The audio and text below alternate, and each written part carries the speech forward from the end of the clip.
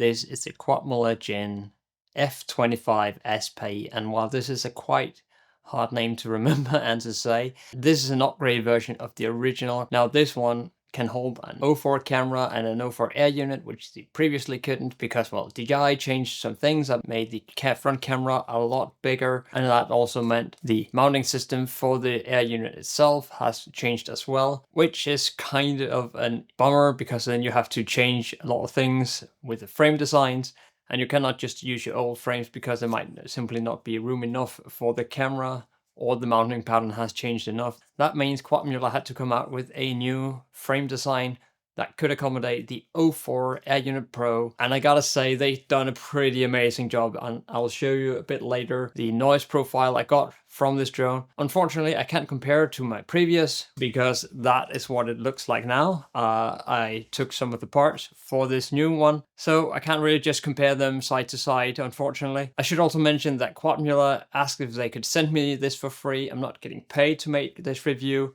This is simply because I really enjoyed the product and I really enjoyed the original version, and when they asked if they can send me a SP version, I immediately said yes because, well, I really do like these frames a lot. Well, let's dive into it and let's look at what the Quadmula Djinn F25 SP looks like.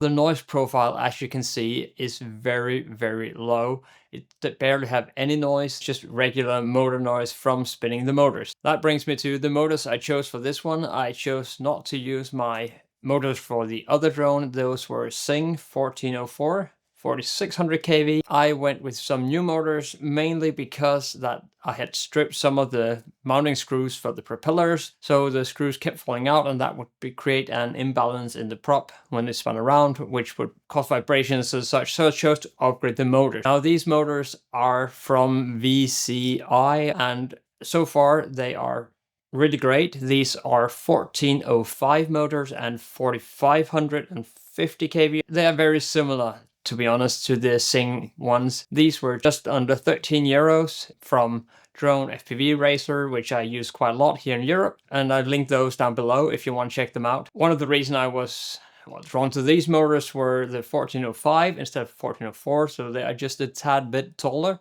The stack is still the Diatone Mamba Reactor 44 stack, so it's a F7 22 with a MPU 6K, and I am using BL Heli 32 on this drone still. I also upgraded to Betaflight 4.5 just for this build, and I do have an upcoming tuning video I think I'm gonna make on the Betaflight 4.5. Leave a comment in down below if that is something that you would want to see, and also do you want me to make like a longer video on it or a very short one? I have that 1 minute tuning video guide, but I think it's time to maybe make an upgraded version. The system that is in here is the DJI 04 Pro, which, I mean, it's expensive, but it looks really good, and I think it's very, very well made. I'm not quite sure I like this dual antenna setup. I would have liked that one style antenna from the 03, and well, as far as I know, you could interchange them and use that old antenna from the 03 in this, and that might be a little bit better because it would be shorter. I've also noticed Murder's FPV,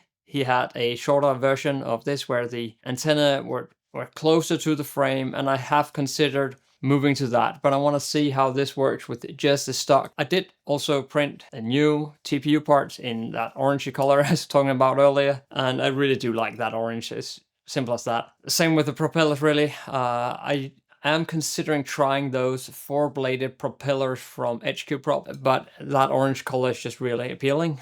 As I configured this drone, it weighs 182 grams, and with the battery I use, these are some Tattu 650 high volt LiPos 4S, and that comes in at 242 grams, which is below 250, which I would like to keep this under. I do feel that little bit of voltage sag sometimes, but these high volt LiPos from Tattu is really making it very well controlled, and I don't think it's that much of an issue really. I have considered trying a 6S battery on this and then just adjusting the motors down. The stack should be able to handle it, but I'm not quite sure I have the need for 6S on a drone this size. Light of this, as you can see here in the footage, is quite well. This is the unstabilized footage first, and I did a bit of a tuning on this drone, so I have made a little bit of an effort to get it fly as I wanted to.